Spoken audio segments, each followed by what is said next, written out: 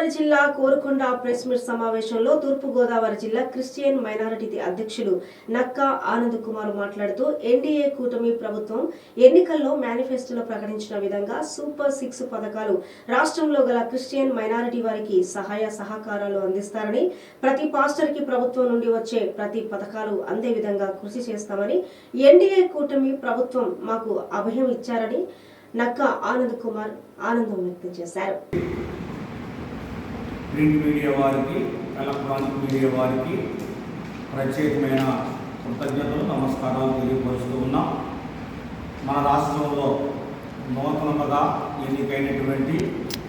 తెలుగుదేశం జనసేన కూటమి ప్రభుత్వము క్రైస్తవులైన వారికి లేక పాస్టర్లైనటువంటి వారికి ఏవైతే వసతులు ఏర్పాటు చేస్తామని వాగ్దానం చేశారో సూపర్ 6 అవన్నీ కూడా సక్రమంగా నెరవేర్చడానికి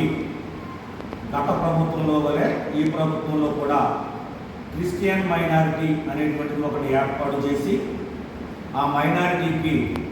రాష్ట్ర అధ్యక్షులుగా ఈటే స్వామిదాసు గారిని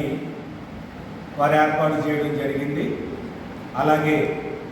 బిషప్ పడప నాగమోహన్ రావు